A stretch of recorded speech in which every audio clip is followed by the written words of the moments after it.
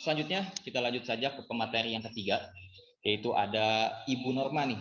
Ibu Norma selaku bidang kemahasiswaan Stikes Muhammadiyah Kuningan. Masya Allah, luar biasa. Silakan untuk menampilkan intinya.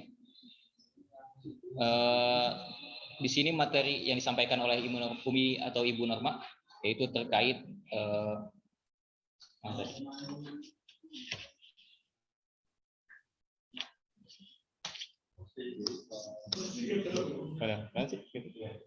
Oke, siap.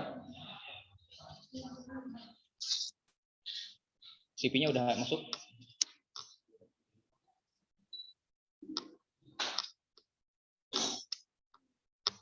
Nah, kita bacakan dulu CV-nya, yaitu nama Norma Nurjanah dan tempat tanggal lahir Kuningan 7 Juni 1998, jenis kelamin perempuan, agama Islam, dan alamat dari Cigugur Kuningan. Cigugur, silakan yang mau main-main ya Ibu, bisa main-main ke Ibu langsung, silaturahim mungkin. Dan nomor HP ada di situ, serta email ada. Hobi eksplorasi, Masya Allah, apa yang dieksplor nih?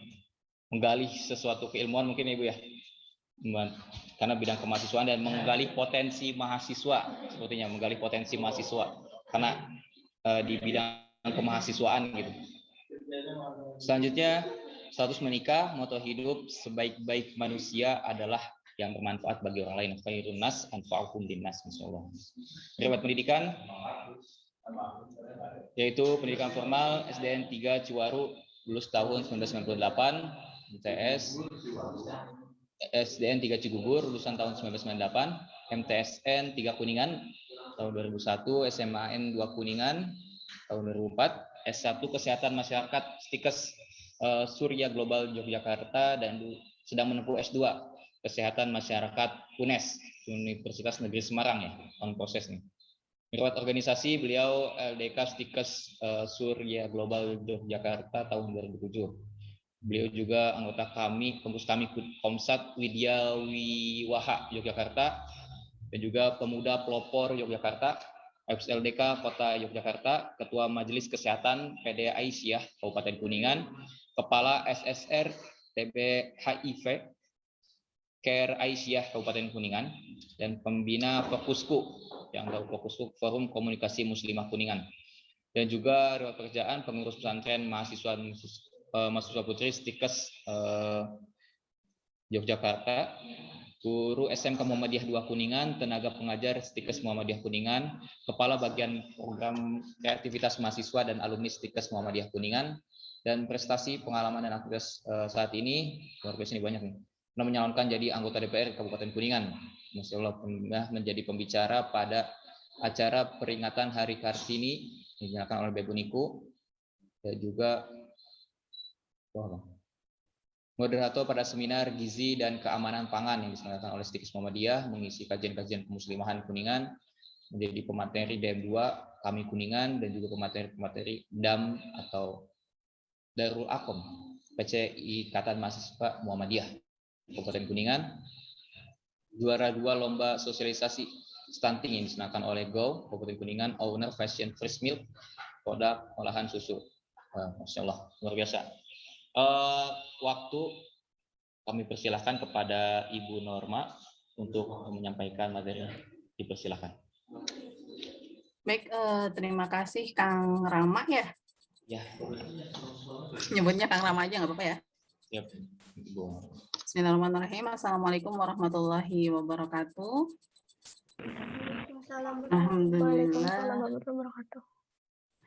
Alhamdulillahirrahmanirrahim. Teman-teman semua, puji syukur kehadirat Allah Subhanahu wa Ta'ala yang memang atas izinnya, atas skenario-nya gitu ya, kita berkumpul dalam kegiatan atau agenda yang diselenggarakan oleh teman-teman kami pada saat ini. Sebelumnya mungkin ini dulu ya, menyapa pemateri yang pertama Bapak Nurul Iman. Masya Allah, tadi saya menyimak dari awal sampai akhir, termasuk pemateri yang kedua. Salam baktos Bapak. Jadi beliau juga Rektor Unisa sekaligus Unisa adalah tempat pengabdiannya, tempat ngajarnya suami, Pak Insan. Baik. Eh, terus untuk materi yang kedua itu tadi Kang Dadan ya, kayaknya kita satu alma mater SMA Negeri 2 Kuningan, tapi kayaknya jauh banget generasinya. Kalau saya mungkin lulus di tahun 2004, Kang Dadan 2015 ya? Saya 2015 teh ya. Masya Allah gitu ya. Jadi tapi kayaknya beda deh. Kalau dulu saya di SMA Negeri 2 masih yang apa ya, ikut organisasinya yang masih di rohisnya gitu ya, karena masih kalem-kalem, masih pemalu lah gitu ya. Kalau Kang Dadan Mas sudah luar biasa dari zamannya sekolah SMA. Tadi saya lihat jadi ketua MPK, di situ ada Ibu Iis ya, Betul, Ibu Iis sama Ibu Nina ya, Masya Allah masih eksis dari zaman dulu. Nah, dan materi-materi yang tadi yang disampaikan itu luar biasa, yang kemudian mungkin saya lebih menyampaikannya lebih sederhana gitu ya, lebih kayaknya jadi akhirnya seperti mereview aja gitu ya.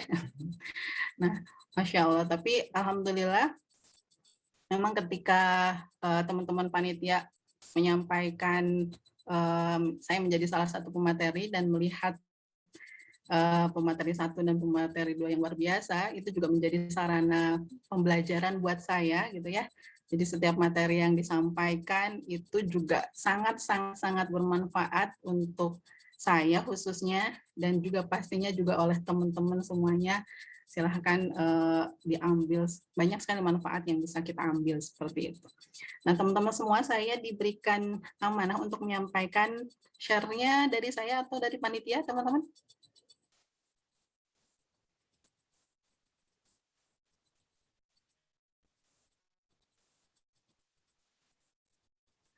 Nah, baik, terima kasih.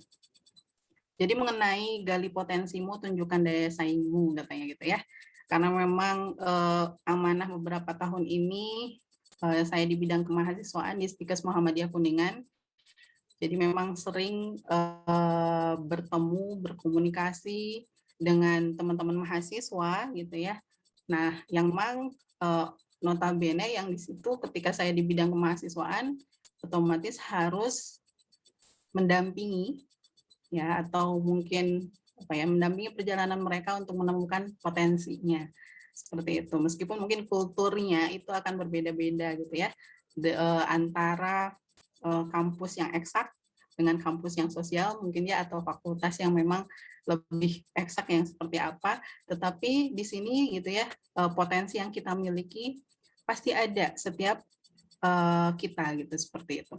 Boleh dilanjut slide-nya? Nah, kalau kita ditanya potensi nih teman-teman, di sini menyimak ya. Kalau ditanya potensi, langsung jawab potensi kita apa, atau kadang mikir-mikir dulu nih. Coba kita tanya satu-satu ya, boleh ya? Nah, ini siapa nih? Teh Puji. Teh Puji, potensinya apa Teh Puji? Udah ketemu belum potensinya? Masih mikir-mikir, Iya, susah gitu ya menjelaskan potensi saya itu apa gitu kan ya. Nah, jadi udah pada ketemu apa belum gitu kan? Kadang memang pas awal-awal atau masih ketika kita saat kondisinya jadi mahasiswa gitu ya, terutama mahasiswa, dan saya juga mahasiswa keneh gitu ya. Kadang ditanya potensi itu masih mikir juga gitu ya, potensinya apa sih? Maka silakan dilanjutkan lagi potensi slide-nya. Jadi apa itu potensi? Nah, kalau menurut Kamus Besar Bahasa Indonesia itu ada potensi, itu ada kemampuan ya. Kemampuan yang memungkinkan kita untuk mengembangkan. Jadi kalau dalam diri kita itu memiliki kekuatan, memiliki suatu kemampuan terhadap suatu hal gitu ya. Nah, ini juga yang bisa kita kembangkan, itu adalah potensi yang kita miliki. Boleh dilanjutkan lagi. Nah, potensi yang kita miliki ini harus senantiasa di-upgrade. Tadi sudah panjang lebar sudah disampaikan oleh para pemateri gitu ya, terkait dengan skill-skill yang kita miliki gitu kan. Ada hard skill, ada soft skill. Yang keduanya itu harus senantiasa kita upgrade gitu ya. Kalau teman-teman mungkin sekarang di jurusan apa nih gitu kan. Nah, berarti kemampuan itu gitu ya, ilmu-ilmu yang kita dapatkan di bangku kuliah akademiknya, yaitu juga harus senantiasa dieksplor gitu ya, harus senantiasa di-upgrade terus ya. Kemudian untuk soft skill-nya gimana? Ya rasa tanggung jawab. Nah, ini kebanyakan biasanya kita bisa menggali itu di organisasi gitu ya. Secara tidak langsung, bagaimana kita bertanggung jawab, bagaimana kita melatih kejujuran kita, bagaimana kita tadi membagi waktu seperti yang disampaikan oleh pemateri yang kedua ya, harus bisa membagi waktunya yang keren banget tadi, prestasinya oke, akademiknya oke, juga organisasinya juga oke. Nah, itu memang harus senantiasa diseimbangkan. Nah, teman-teman sudah memiliki role modelnya tadi ya, role modelnya dari para pemateri yang awal gitu kan ya. Jadi itu bisa dijadikan sebagai sarana kita mengupgrade, termasuk kegiatan-kegiatan yang seperti ini. Betul, tadi tidak bisa kita dapatkan di bangku kuliah gitu ya, saat kuliah tidak semuanya bisa kita eksplor. Makanya tadi ya bahasanya eksplor itu ya kita bisa mendapatkannya dari mana saja, terutama gitu ya, salah satunya adalah dalam kegiatan-kegiatan yang diselenggarakan pada saat kita berorganisasi. Ya, karena itu penting teman-teman semuanya, prestasi oke, tetapi kemampuan kita berkomunikasi dengan masyarakat, dengan teman kita gitu ya, kemudian nanti ketika sudah mulai bekerja berarti ada rekan sejawat gitu ya, teman dalam hal partner bekerja. Nah, itu akan adalah bentuk soft skill yang memang harus kita senantiasa tingkatkan gitu ya. Jadi tingkatkan karena memang itu sangat penting dalam hal kita berkomunikasi gitu ya, salah satunya. Nah, jadi ini harus seimbang gitu ya, kemampuan kita dalam hal akademiknya, kemampuan kita dalam hal non akademiknya itu juga harus senantiasa kita tingkatkan. Selanjutnya, Kang.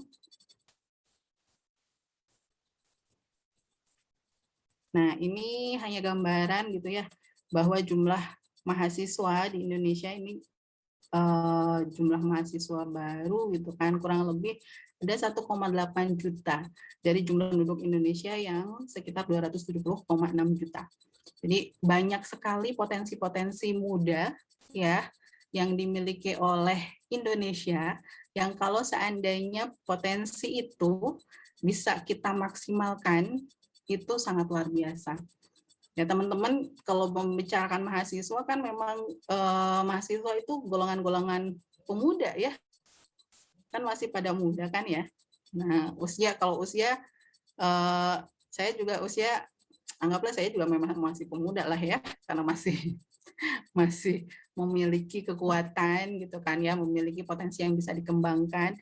Nah jadi ketika membicarakan mahasiswa atau ketika saya berhadapan dengan mahasiswa, kalau sekarang kan berhadapannya dengan laptop gitu ya, tetapi juga hanya beda gitu, beda tempat gitu, tetapi juga ketika berhadapan dengan mahasiswa itu ya berhadapan dengan para pemuda yang notabene kita adalah semuanya ada aset bangsa yang tadi sudah harus mulai mindsetnya dari awal itu memang sudah harus disetting gitu ya, disetting bahwa saya itu aset bangsa dan saya itu harus bisa memberikan potensi yang semaksimal mungkin untuk kemudian tidak hanya untuk kepentingan diri sendiri. Saya sangat tergugah gitu ya dengan kata-katanya Ustadz Budi Ashari LC. Ya, kata beliau itu kalau anak muda disibukkan dengan urusan yang remeh-temeh itu gitu ya, dengan hal yang sepele, maka tidak akan menjadi orang yang besar katanya gitu ya. Jadi potensi yang kita miliki itu akan tersekat kalau hanya kita memikirkan hal-hal yang sepele, hal-hal yang remeh-temeh katanya gitu ya bahasanya. Seperti tadi yang diperlihatkan oleh teman-teman ya, atau tadi ya yang diperlihatkan oleh Kang Dadan, kayaknya lebih muda di antara kami gitu ya, yang memang sangat powerful gitu kan.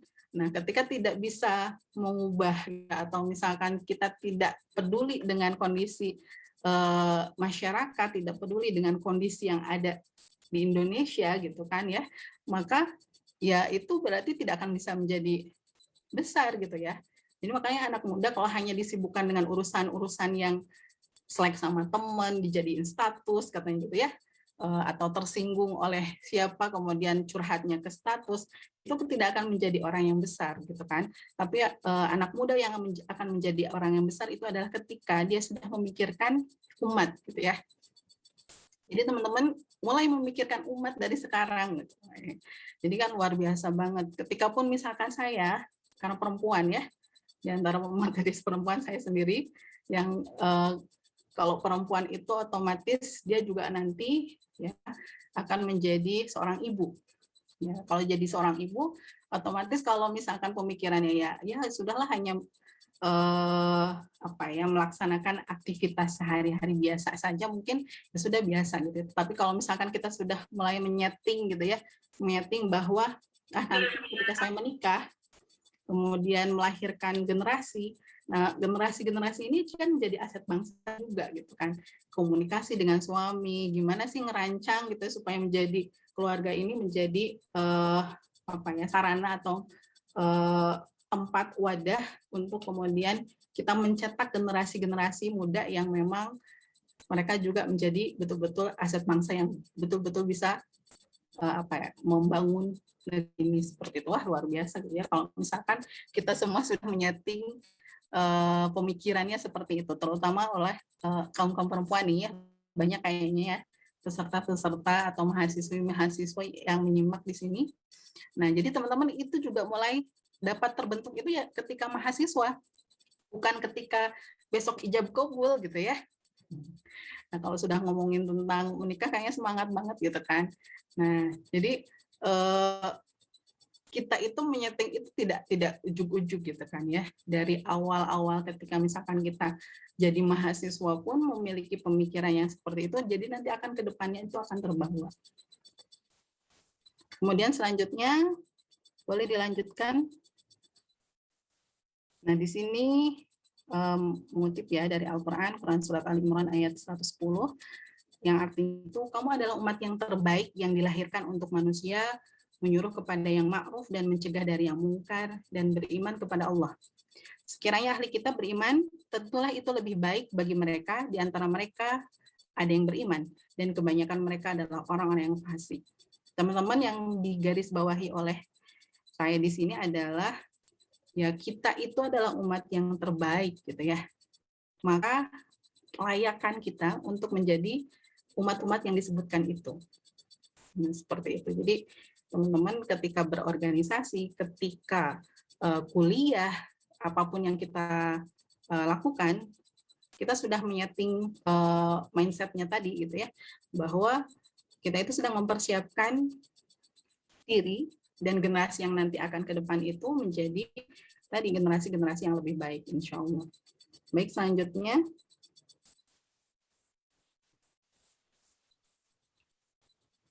Nah, ini perkataan Yusuf Qaradawi, apabila ingin melihat suatu negara di masa depan, maka lihatlah pemudanya hari ini.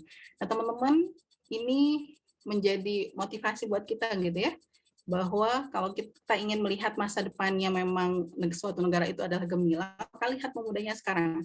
Pemudanya disibukkan dengan hal-hal yang positifkah, atau gitu ya, mahasiswanya disibukkan dengan hal-hal yang tadi, yang tidak bermanfaat.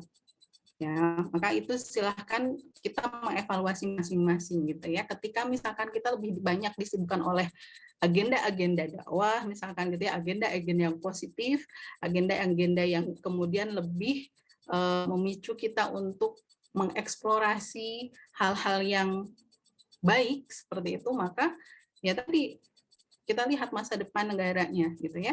Jangan sampai ketika misalkan kita lebih disibukkan oleh sekarang memang teknologi sangat luar biasa ya, teknologi yang kita hadapi sekarang, apalagi generasi teman-teman nih, tantangannya akan luar biasa lagi karena tadi itu bisa menjadi sarana kita untuk melesat lebih bagus, lebih baik gitu ya, tapi juga bisa menjadikan sarana kita untuk lebih terpuruk ya. Nah, itu menjadi pilihan kita. Nah, termasuk ketika kita mengikuti kegiatan ini, agenda ini kan juga pilihan ya. Ada yang ingin ikut atau ada yang mungkin merasa terpaksa gitu ya, disuruh sama siapa gitu kan untuk mengikuti gitu kan. Nah, tapi juga ada yang merasakan, oh ini saya penting mengikuti ini karena tadi mendapatkan banyak wawasan, insight tadi gitu ya. Kemudian juga tadi akhirnya kita juga dituntut untuk bisa berpengaruh, berdampak, impactful gitu kan. Nah, ini juga menjadi bagian yang kemudian kita mengupgrade diri kita. Oke, selanjutnya. Baik, kita coba belajar dari kisahnya Zaid bin Thabit gitu ya. Saya sedikit membaca kisah Zaid bin Thabit ini ketika masih muda, masih usianya mungkin masih sangat belia gitu kan, ingin mengikuti peperangan. Jadi pedangnya itu masih lebih tinggi daripada Zaidnya gitu kan ya. Nah, ketika ditanya oleh Rasulullah karena memang usianya belum cukup gitu kan, akhirnya disuruh pulang lagi. Nah, ketika Zaid ini pulang, apakah pundung? Apa datang ke rumah terus nangis, saya nggak diajakin perang dan lain sebagainya? Ternyata tidak gitu ya. Nah, Zaid ini disuruh untuk mencari potensi yang dia miliki ya, karena memang tadi perang belum bisa gitu kan, karena memang masih sangat belia. Akhirnya dia mengeksplor ya potensinya. Dia tetap semangat berjuang, tetapi tadi dia mencari potensi saya itu apa gitu ya. Tapi luar biasa karena di usianya remaja itu Zaid sudah dilihat oleh Rasulullah itu adalah kemampuan bicaranya, kemampuan daya ingatnya, dan kekuatan hafalannya yang membuat beliau itu menjadi sekretarisnya Rasulullah gitu ya. Jadi menuliskan dan kecerdasan untuk daya ingatnya itu yang kemudian akhirnya dimanfaatkan potensinya. Jadi gitu ya, ketika kita mungkin ditolak dalam sesuatu hal gitu ya, bukan berarti malah menjadikan kita itu akhirnya mundur gitu kan. Kita akhirnya menjadi terjadi gitunya, pundung gitu. Nah, tapi justru cari potensi yang kemudian kita itu jadi bisa berkontribusi gitu kan dengan kemampuan atau dengan potensi yang kita miliki. Oke, lanjutkan. Nah, di sini gimana supaya, karena memang membahasnya katanya tadi potensi dan daya saing gitu ya. Nah, karena untuk memberikan atau menjadi mahasiswa yang memiliki daya saing, ya otomatis kita harus memiliki tujuan. Tujuan hidup kita itu apa sih? Jangan sampai hanya sebatas penting mah hirup gitu ya. Penting mah hirup gitu kan ya. Nah, tapi harus punya tujuan tadi yang sedikit mungkin yang diceritakan oleh Kang Dadan tadi ya. Kang Danang itu terkenal dari mulai saya ketika masih mahasiswa S1 dulu ya. Jadi videonya itu sangat viral betul dan itu sangat memotivasi, sangat memotivasi dengan menuliskan impian-impiannya yang kemudian terwujud satu persatu. Dan itu sering diperlihatkan pada mahasiswa-mahasiswa baru. Betul, tidak hanya di IPB ya, memang terkenal di IPB, ternyata terkenal juga di luar IPB sampai ke waktu itu menurut saya kuliah di Yogyakarta ya. Dan itu diperlihatkan dan Masya Allah memang ya kekuatan impian katanya gitu ya. Kekuatan impian yang kemudian akhirnya terwujud satu persatu punya tujuan. Ya mungkin bisa bisa diadop oleh teman-teman semua gitu kan, tujuannya dituliskan satu-satu gitu ya sehingga bisa terwujudkan. Nah di sini tujuannya adalah lebih kepada apa sih yang kita tuju tuh, hanya sebatas dunia oriented atau akhirat oriented gitu kan. Nah yang paling luar biasa itu ketika memang kita berorientasinya jauh ke depan, tidak hanya untuk di dunia hasanah saja gitu, tapi juga akhirah hasanah seperti itu ya. Kemudian tadi kita kan prestasi-prestasi gitu ya, baik itu akademik ataupun non akademik. Nah kalau itu mah sudah dibahas tuntas oleh pemateri yang kedua gitu kan ya. Jadi prestasinya yang seperti apa yang memang ya tadi kita harus bisa menyeimbangkan antara prestasi di akademik ataupun yang non akademik. Kemudian juga keluar dari zona nyaman kita. Jadi ya kalau memang ingin berdaya saing, memang kita harus keluar dari zona nyaman atau gitu ya, jadikan zona yang menurut kita tidak nyaman itu dijadikan sebagai zona nyaman yang memang kita bisa mengeksplor potensi-potensi yang kita miliki ya. Kalau misalkan sekarang ada bahasa mager ya, magernya jangan lama-lama gitu kan ya, malas geraknya.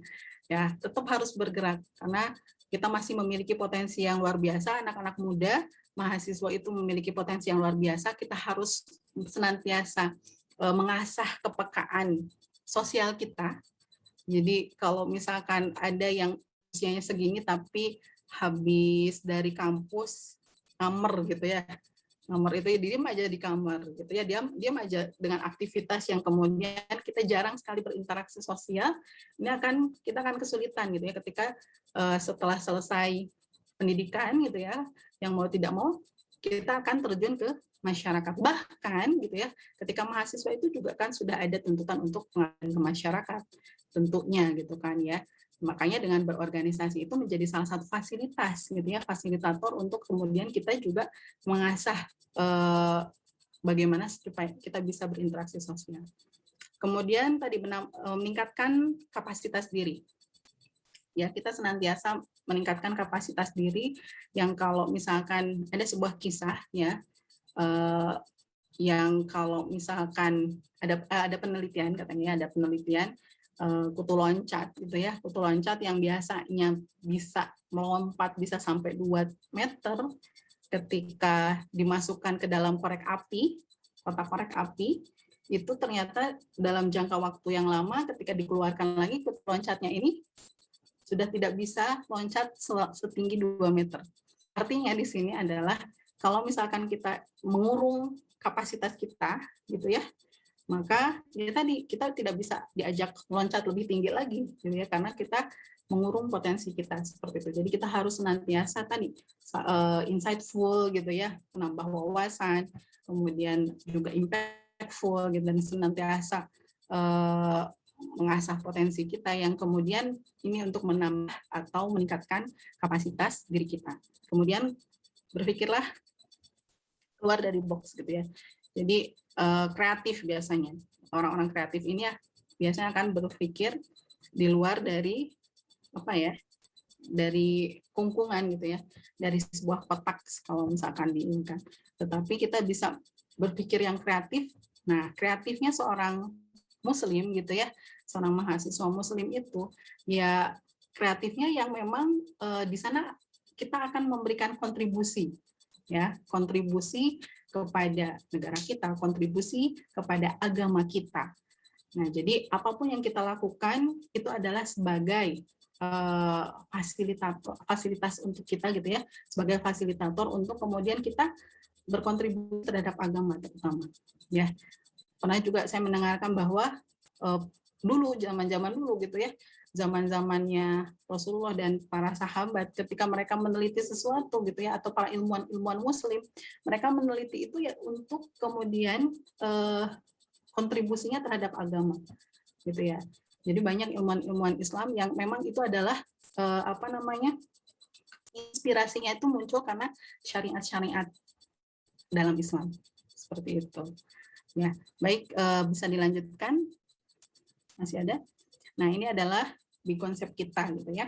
Organisasi ini menjadi sebagai tadi ya yang sudah disampaikan, ada tempat kita untuk mengeksplor potensi yang kita miliki. Ya, dan kemudian untuk menunjukkan daya saing kita dengan yang lain. Kalau misalkan teman-teman mungkin ada juga yang tadi studi oriented saja gitu kan ya. Cuma memang nanti ada sesuatu hal yang belum bisa terpenuhi gitu kan.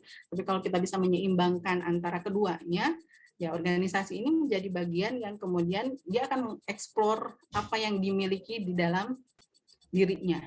Ya tadi ketika kita berorganisasi, kita mendapatkan amanah ini, mau tidak mau kan kita harus bergerak ya. Atau misalnya kita mau ngadain agenda gitu kan, terus nggak ada dana gitu kan, otomatis kita harus berpikir kan gimana nih caranya supaya tetap bisa terlaksana dengan misalkan dana yang minimal kan itu, gitu kan, minimal itu yang kemudian bisa kita dapatkan kreativitas yang lain yang bisa muncul dalam diri kita, yang itu menjadi sarana kita untuk tadi ya mengeksplor potensi dan menunjukkan daya saing kita dengan yang lain.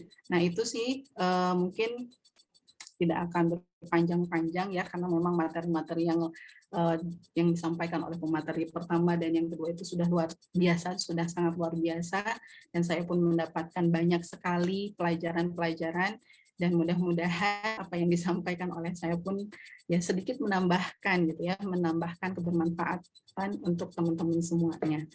Mungkin itu saja Kang Rama yang bisa disampaikan. Terima kasih. Wassalamualaikum warahmatullahi wabarakatuh. Waalaikumsalam warahmatullahi wabarakatuh.